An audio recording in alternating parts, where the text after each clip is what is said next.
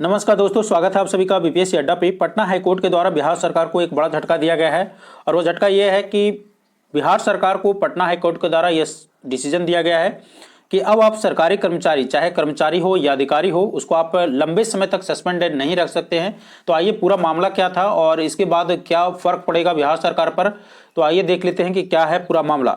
यहाँ पर देखिए, एक डिसीजन पटना हाईकोर्ट के द्वारा दिया गया है कि कर्मचारी को लंबे समय तक सस्पेंड नहीं रखा जा सकता है। और ये जो डिसीजन है जस्टिस पीवी वजंत्री के बेंच में दिया गया है। पटना हाईकोर्ट ने एक अहम फैसला दिया है और कहा है कि किसी भी सरकारी कर्मी को लंबे समय तक निलंबित अर्थात सस्पेंड नहीं रखा जा सकता है। यह केस था बक्सर जिले के राजपुर अंचल के निलंबित सीओ राकेश कुमार का।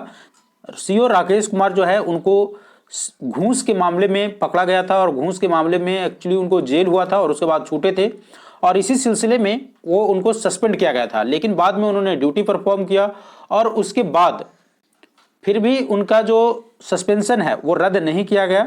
इसी सिलसिले में पटना हाईकोर्ट ने कहा है कि अगर आप किसी भी एक तय सीमा से, एक जांच का तय सीमा होता है, अगर आप किसी को किसी कारणवश सस्पेंड करते हैं अर्थात निलंबित करते हैं, तो आप एक तय सीमा के अंदर उसका जांच कीजिए। अगर आप जांच करने में सक्षम नहीं हो पा रहे हैं तो ये आपकी लापरवाही है, ये आप जिम्मेदार है, अर्थात सरकार इसके लिए जिम्मेदार है, कोई इंडिविजुअल व्यक्ति उसके लिए जिम्मेदार नहीं है।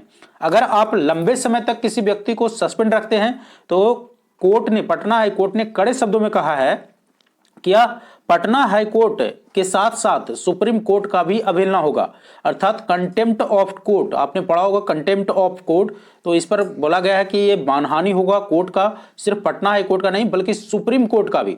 समझ सकते हैं पटना हाईकोर्ट ने किस लहजे में बोला है कि ये पटना हाईकोर्ट का नहीं बल्कि सुप्रीम कोर्ट का भी मानहानि होगा, अर्थात उसके आदेशों का अवहेलना होगा।